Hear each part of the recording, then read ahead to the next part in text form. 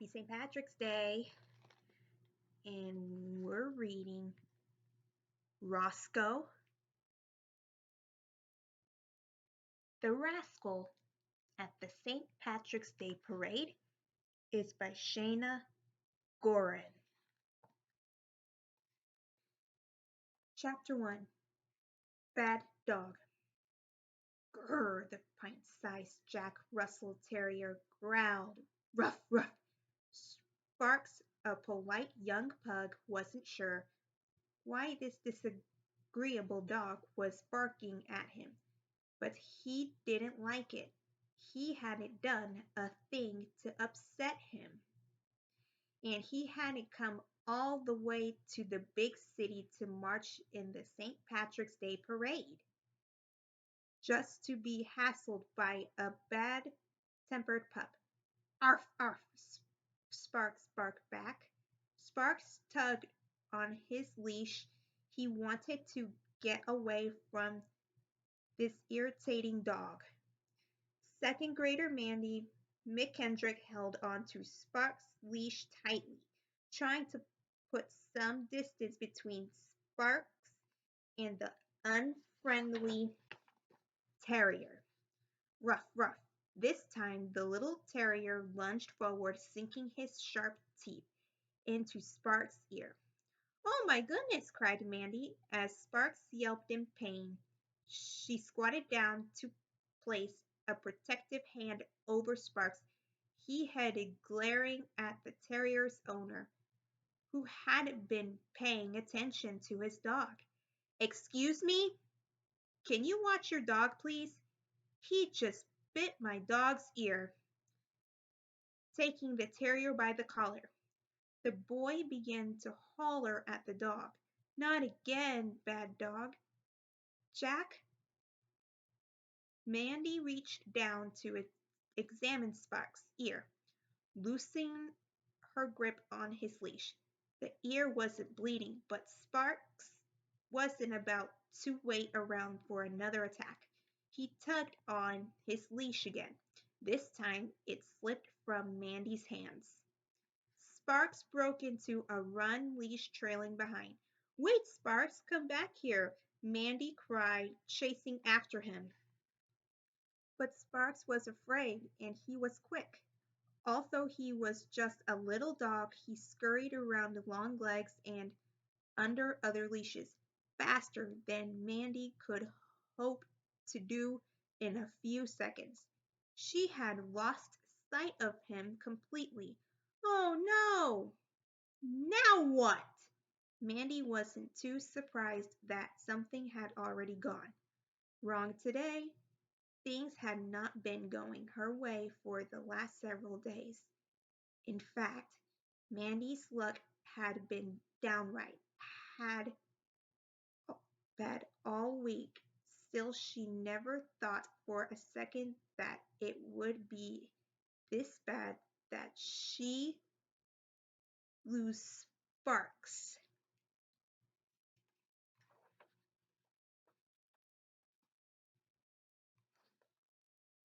Chapter 2.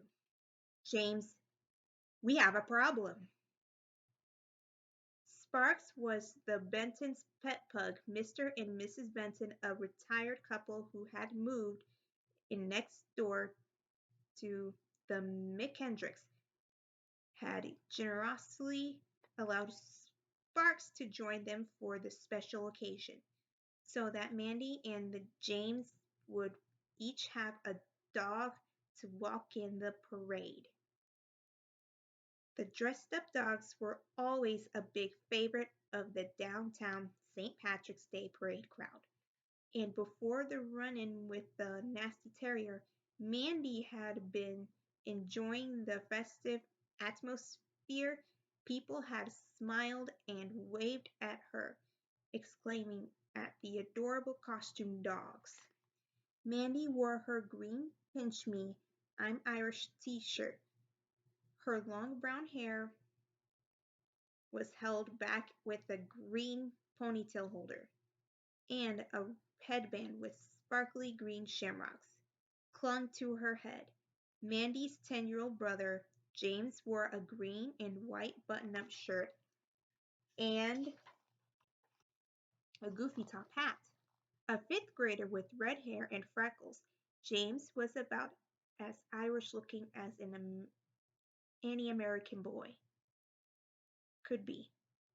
He enjoyed watching the St. Patrick's Day parade every year and thought it would be fun to march in it this year. James held the leash of their large, friendly German shepherd, Rosco, and grinned at the attention from the crowd. As he and Rosco walked the parade route, because of the large number of people and dogs in the parade, James and Mandy had become slightly repaired from one another. Mandy slowed down to let Rosco and her brother catch up.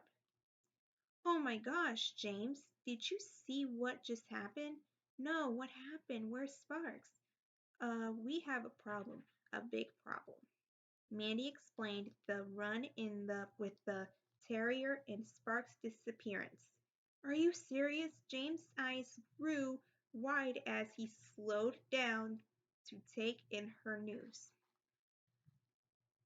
A few other dogs walkers quickly overtook them, so he picked up his pace again, rather than trip over a tangle of leashes. Yes, I'm serious. He's gone, Mandy said. He was really scared of that dog, and I guess I don't know. He just ran away. I went after him, but well, I lost him. James looked up at the tall buildings and the crowds of people everywhere. Oh man, this is not good. Mandy bit her lip. I know. And this is just my luck.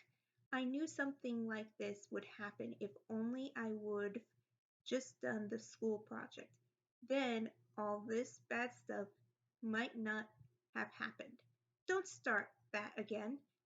This has nothing to do with you refusing to make a leprechaun trap. You don't know that, Mandy said. I've I've had so much bad luck since I decided not to make one. I'm sure the leprechauns jinx me. It's been like this all week. Well, who knows? Maybe, but you've got to stop blaming all of this on that project. All right, James, fine, Mandy said. But what are we going to do about Sparks? Can you just help me? We've got to start looking for him.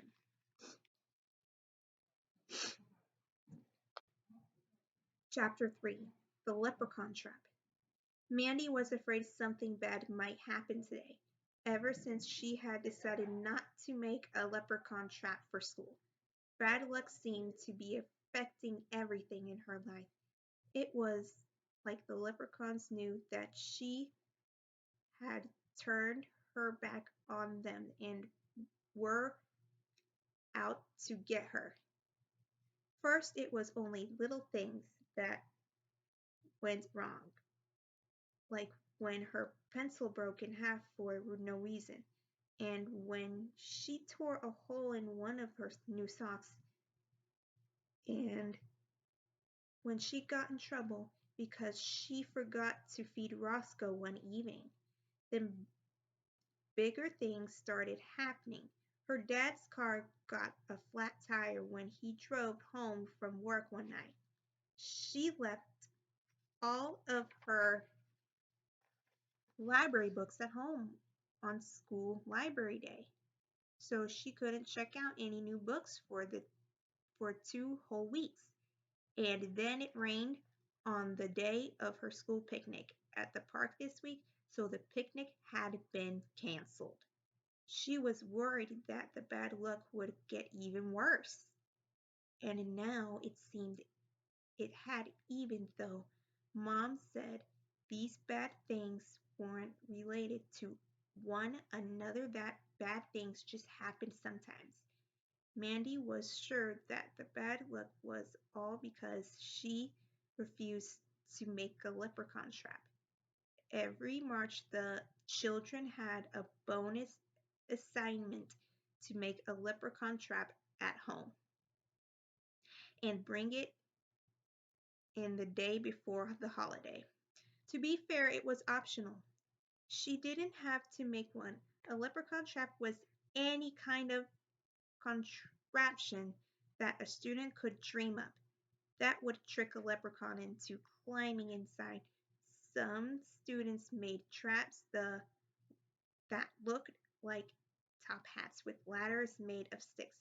The little leprechauns could climb up and hop in. Other traps resembled pirate treasure chests or magical looking fairy beds with real moss, pebbles, and sticks to remind them of their homes. The key was to offer a bit of treasure, perhaps some fake gold coins or chocolate candy. Anything that would trick a leprechaun into climbing inside. The teachers at school said the leprechauns would enter their classrooms on the night before St. Patrick's Day in search of treasure. The kids would have left out their traps that night, and the hope was that one of the leprechauns would try to steal some of the treasure and become trapped. Because if we were trapped inside, the kids would actually to be able to see a real leprechaun. They wouldn't have held him captive for more than a few minutes. No one wanted to hurt the little guy. The kids only wanted to see one in person, ask him for a few questions about magical things or gold, or maybe some riddles or legends or where the end of the rainbow is, and then send him on his way, no harm done.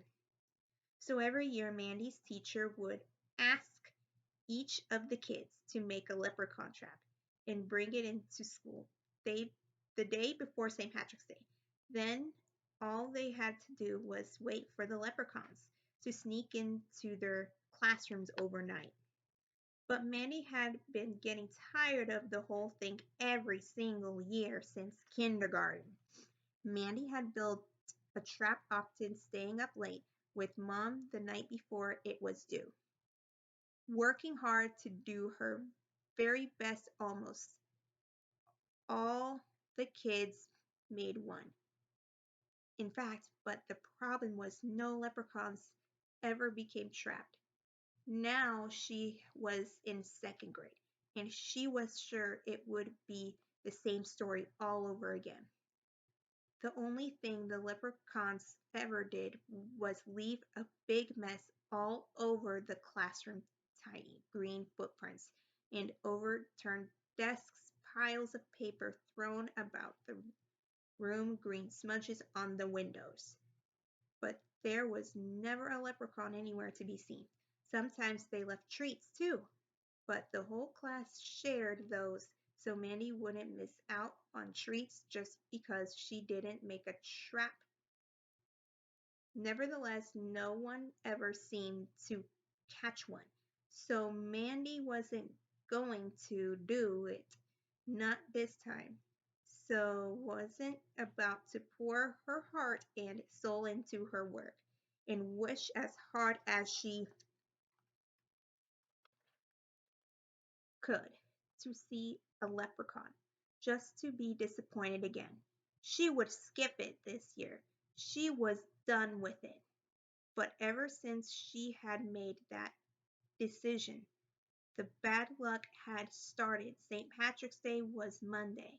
Today was Saturday at the parade. Yesterday, when the leprechaun traps were due at school. Another bad thing had happened. Mandy's best friend, Trisha, had gotten sick. Trisha had left school early, right before lunch, because she threw up. And now Sparks, that sweet little pug that Mandy was supposed to look after, was missing. Missing. Everywhere Mandy went, it seemed like the Black Hood was following her around. It seemed like the leprechauns thought that she didn't believe in their magical powers, and now she herself seemed to be trapped in an endless string of bad luck. The worst thing was she had no idea how to make it end. Chapter 4. Dogs on Parade. A parade was something completely new to Rosco, decked out in a shiny new green bow tie. Rosco had been enjoying the attention of the parade goers. He wagged his tongue out, enjoying himself and grinning until now. He perked up his ears, listening closely to James and Mandy. He could hardly believe what he heard. His best little buddy and next door neighbor Sparks was missing here. In this crowd of thousands, that charming little fellow was all by himself. He might get lost or trampled or stolen. No, this was not good. Roscoe glanced around, hoping he could spot his pal. Maybe this was all just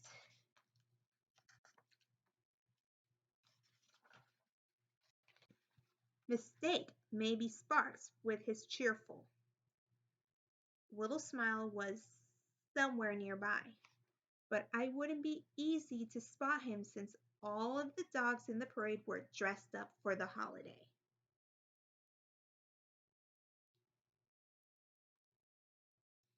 There were dogs dressed as leprechauns in tiny top hats and top coats, with fake orange beards. Other dogs wore green capes or bandanas around their necks. Still, other others wore strings of beads or shamrock sunglasses. It was a sight to see. There were dogs wearing green feather boas around their neck, long orange braids made of yarn, or pretty green barrettes clipped onto the fur around their ears. Some sported silly green tutus around their waists. Roscoe could tell that some of the dogs weren't too happy about the costumes, although others seemed to love wearing them. At least Sparks and I only have to wear hats and ties, Roscoe thought. Yes, Roscoe had probably seen over 100 dogs this morning, including some Irish setters and even more Irish wolfhounds, but he'd seen a few dozen dressed up pugs. Sparks would definitely be hard to spot in this crowd. James, what are we going to do? Mandy repeated. I don't know, Mandy. I really don't know. Her brother said a, a gianted. He looked around, scanning the crowd as they walked, growing more worried. By the minute, Mandy, I really can't believe this. How could you let go of the leash? Mandy blinked. Tears began to well up in her eyes. It was an accident, James. I didn't mean to. I'm sorry, okay? I know, okay? Don't cry. We're going to find him. Let's try and think straight. Are you sure he ran ahead of you? Not that way, toward the sidewalk, said James, pointing. Mandy wiped her eyes, sniffing. I'm sure he ran straight ahead through all those dogs and dogs walkers. Okay, well, at least we know which direction he went. But we'll never catch up to him if we keep marching in the parade. We have to get out of here. Come on. He turned and headed for the edge of the street. Roscoe and Mandy hurried along quickly, sidestepping in front of the other dogs and leashes. Soon the three of them squeezed through the tight crowd and found an empty spot on the sidewalk. They stopped to get their bearings, okay?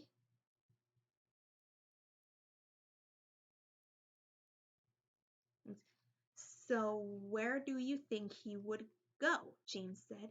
I don't know. He could be anywhere.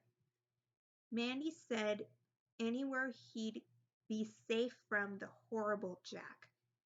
Well, that narrows it down. James said, once again overwhelmed. This is going to be impossible. No, it's not, James. Mandy said, we just need to start moving and keep on the lookout. We have to find him. He couldn't have gotten that far. Okay, yeah, I guess you're right, said James, taking a deep breath. Okay, let's get moving. He looked around at the happy faces watching the parade. Maybe we'll get lucky, with the luck of the Irish. It's got to be here everywhere. Mandy frowned. Not with me around. Oh, yeah, said James. I almost forgot. Chapter 5. Bagpipes and Kilts. The parade looped for about 1 mile through the city, among skyscrapers and along busy avenues. The city was an hour's drive from the Mick Kendrick's house, and although they'd been downtown before, the kids weren't too familiar with the area. So Mr. and Mrs. Kendrick had told the kids to walk the entire parade route as instructed, stay with the dog walker group, and meet them at the end when the parade was over. Only one person could accompany each dog in the parade, so their parents weren't able to march with them. The parade organizers had assured the McKendricks that all the dog walkers' kids did things this way. Hey, maybe Rosco will be able to sniff him out, Mandy said, trying to stay positive. Rosco, can you smell sparks anywhere? Just then, a clamor of loud music approached, drowning out the rest of her sentence. A Celtic marching band, dozens of men dressed in plaid kilts, overcoats, and plaid knee socks, pounded their drums and blared their bagpipes, marching in steady formation down the street.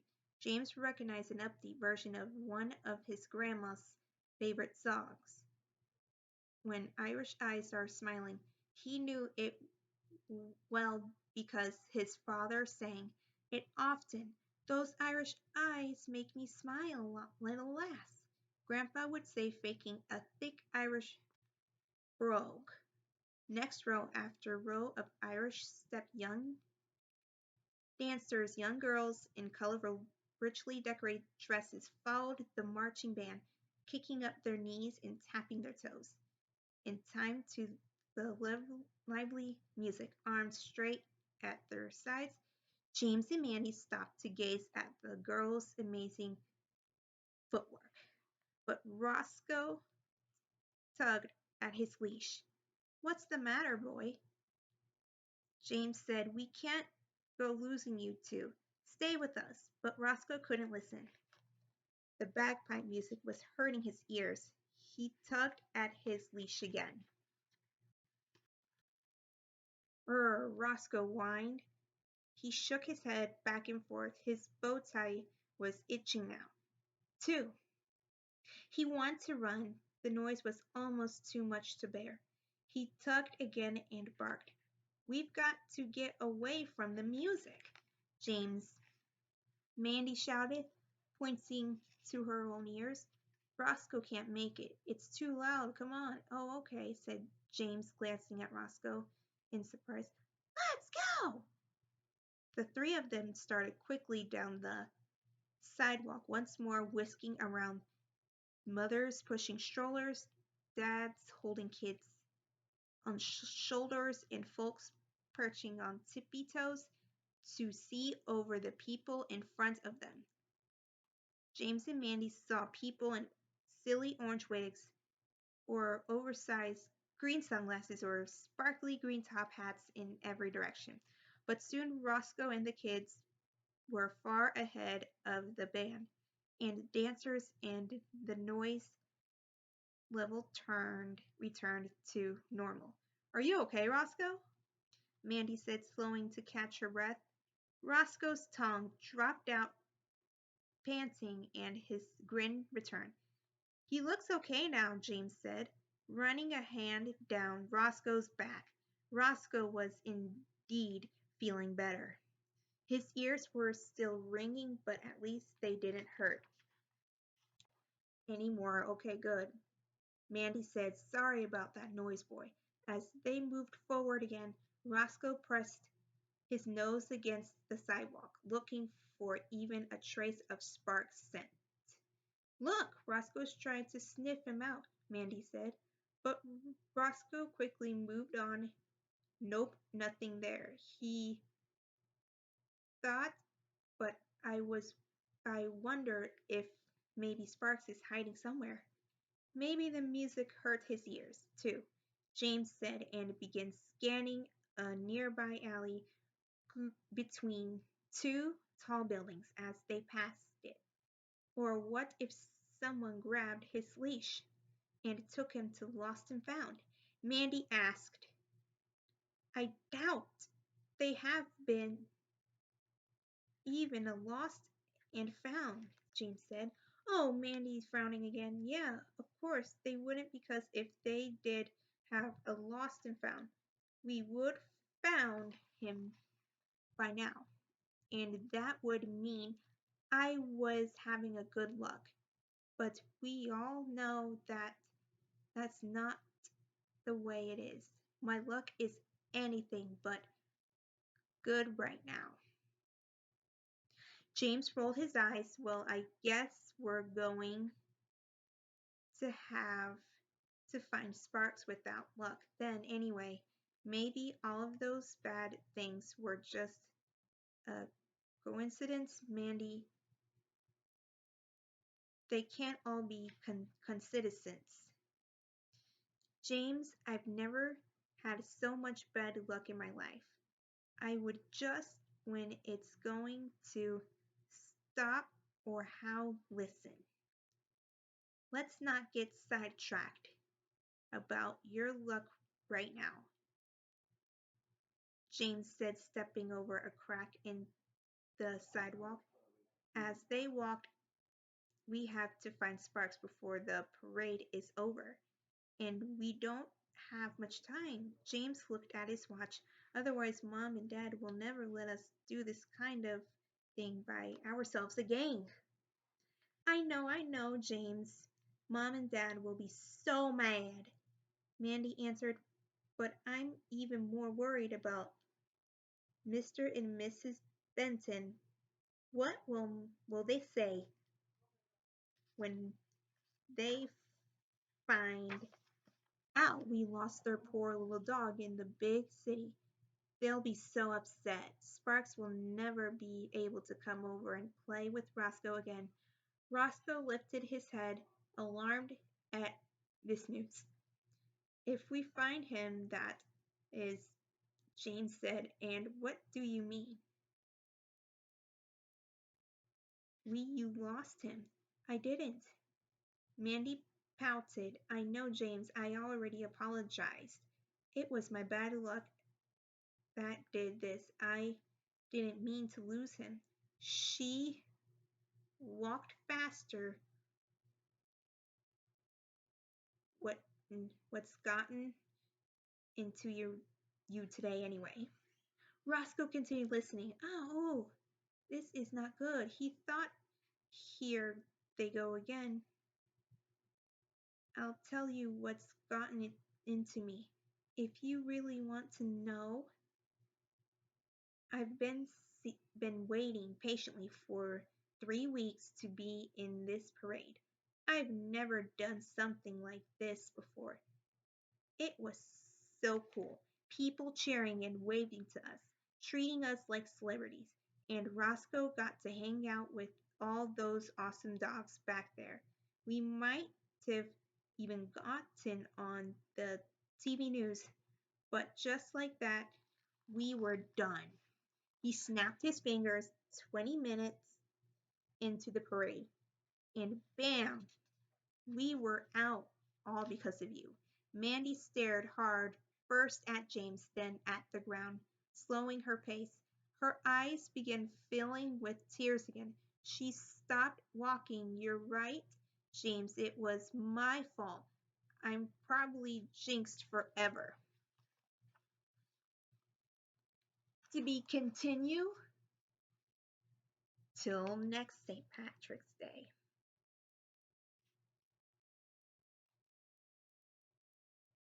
Thank you very much for hearing this first part of the chapter book story. Is called The Roscoe the Rascal at the St. Patrick's Day Parade. And we'll be reading part 2, part 3, and part 4 in the final book. It will be finish this book next year. Thank you so much for coming for the luck of reading at the library. And I hope kiddos up in heaven have a wonderful, happy St. Patty's Day up in heaven. So I really hope you enjoy this first part of this story. It's called Roscoe the Rascal at the St. Patrick's Day Parade. So I'll see